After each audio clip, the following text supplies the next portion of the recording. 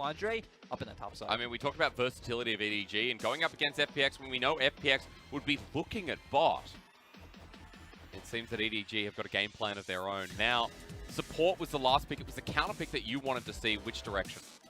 Yeah, I mean, I expect the Recon to be locked in. For FPX now, they have the Nocturne, having something that can easily follow up, set up for these plays. Also, really good at being able to roam around the map and try and match Mako's Leona, because I expect Mako to not really be in lane at all once you get past those first few levels, and playing a lot. Longsword start here, and maybe not too important, but still worth mentioning with the damage. Jeje starts it off, Clid moving down, and it looks like Mako wants to match as well. Hung in the brush, has to dart away. Mako threatening, and just like that, double scuttle looks to be more of a reality lyric, but as I say, oh, JJ goes for the flash. Yeah, we get a flash on in. We get a cleanse as well from LWX. A little bit awkward here from JJ, but as he gets veered down his first blood, over to the Phoenix. A 1-for-1 trade, though, as Scout looks to bring it into fruition for a little bit more. EDG chasing up. They can't get the route down.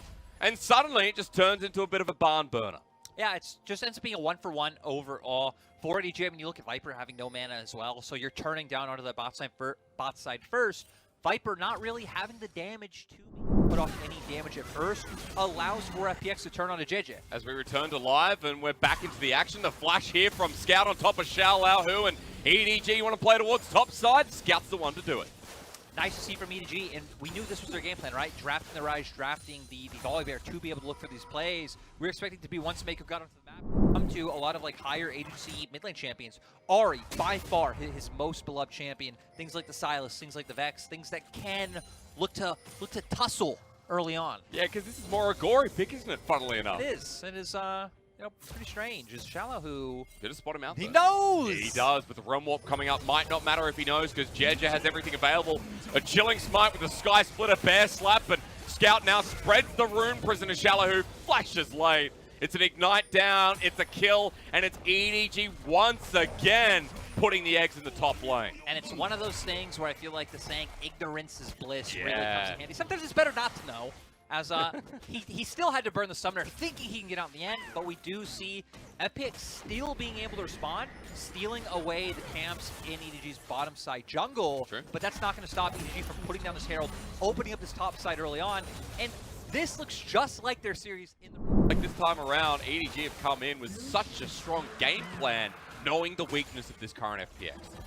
And again, I kind of feel like FPX put them in this hole, but I'll pause. Mako roaming around. It's always about the action, always about the blood. The individual leads matter not here. FPX bottom lane getting crushed. The turret turned off, and the cleanse late. Healed up with the Severum over Flandre. Flashes underneath the turret. Tank set up. The shield bow helps him out. A double kill for EDG, and in the top side, Scout solo killing Xiaolahu. It's Edward Gaming returning to championship form. And we've seen some great rotations come out from EDG in this game, but I still feel like brute force is the best way to describe them. They know exactly what they can do to find all these early game leads. Like this time around, EDG have come in with such a strong game plan, knowing the weakness of this current FPX.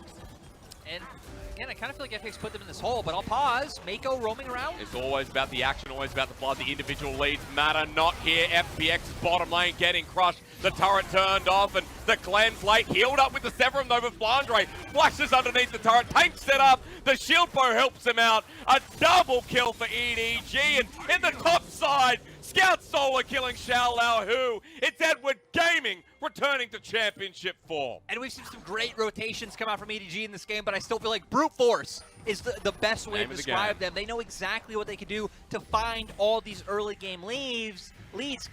Care trying to find how to fit better, because we set up for the poke, we set up for the kite back for the disengage, and you kind of round it out with some side lane play, with some all-in, which just feels like it doesn't give you the tools to stall out the game like if your champions wanted. I mean, look at this right now. FPX getting dove. We paused because EDG are going to do it again. JJ going balls to the wall, but Hung under turret trying to buy time. Golden is his. LWX ultimate melee range. The Herald gets the charge, but Scout is behind enemy lines. This Rise performing like he did at Worlds. A bit of deja vu if you're a Damn One fan, as EDG don't give a damn. No, this is why we expected EDG to come online in playoffs. I feel like they kind of ramped up in that last 2 weeks of the split, even after the shaky start. But in best of fives, I really feel like this is a team Set up an all-in coming out from Mako with that ult. It looks like they're waiting out Care's package as well, so the level 11 Corki, the one tool that maybe could change things around here for FPX with such a gold disadvantage could be huge. Poke big as Solar Flare does fly through as well from Mako. Dragon hasn't been started, FPX have done some damage, but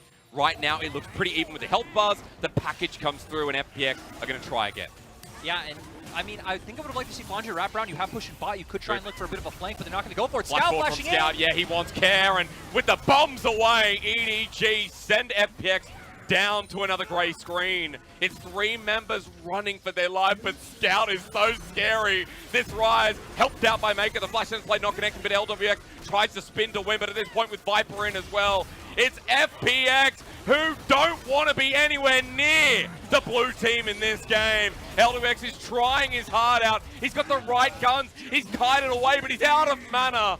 And EDG make this a sure thing in game 1 of our round 1 series. And it's just great to see that Scout was the one who was the decider. He's the one who pulled the trigger knowing, hey, we can win this fight if we can find the engage. Sure. We saw the draft come through with the Nocturne, and that's kind of the point where it feels like FPX have pigeonholed themselves a little bit in. Is it worth talking about at this point? No, because LWX is going to die. He's just going to die. Scout picks him up with a nicely timed Realm Warp, and it's all right, Lyric. FPX are running for the hills. It's Baron o'clock again, which is probably more important. Of course, and I mean, EDG have the setup here. I mean, at this point in time, right, you don't want to say it because it is a playoff game, but it feels like this game is pretty much, you know, in the coffin for FPX at this point. You would need pretty egregious ints to come out from the side of EDG if FPX can somehow throw a rocket, steal a Baron, buy more time, EDG start running in 1 by 1. Like, those are your avenues of winning for FPX. Steal a Baron? Okay, well, Baron's gone. I was expecting Clid to pull out the Paranoia, but Shallow, who was busy on the bottom lane turret getting some objective gold. So Baron does go down. EDG still 7,000 gold ahead in this game. We've got 30 seconds to an Infernal Soul as well, and that would just put the... And Care having the package. I mean, again, it's kind of counterproductive that Care wanting to find a good package angle. It won't matter if he's not here for the time being. He's on the backside, but it looks like EDG starting the fight. But JJ going in. Ultimate's going to hit him as well. He dies to the Moonlight Vigil, and Care with his package lines the river. He pokes out and returns to the fight as EDG are numbers down, but it might not matter as Care runs away, but hit by the tag of the ulti from Viper. Flandre on the wing, and they don't need JJ. FPX are that far behind. Solar Flare flash from, and EDG say thank you for the Infernal Soul anyway. EDG's just going to be able to turn over, take that one for free, and now FPX, I mean, you get to pick up some of your jungle camps. You got to kill. There's some silver linings there, I guess. Yeah, maybe. Somewhat.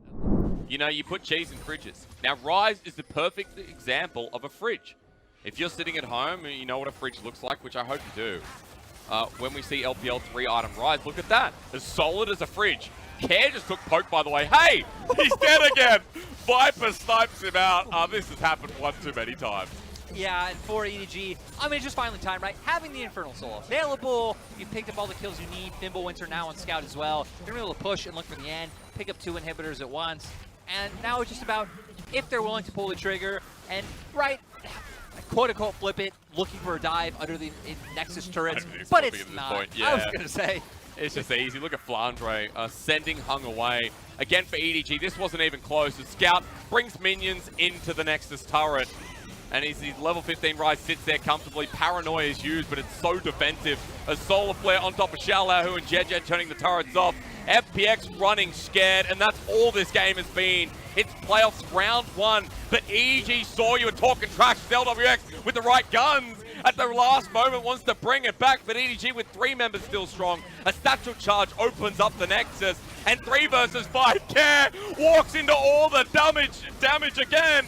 I don't think he cares at this point, because they know they've lost this. The ulti again from Viper sends LWX into a wall. JJ with an ultimate bear slap. Cleared, running back to his fountain. And in game 1, if EDG saw you talking trash, well, they're here to silence all doubters as they destroy and dismantle the Fun Plus Phoenix. Yeah, EDG coming out with a statement game to open this best of 5.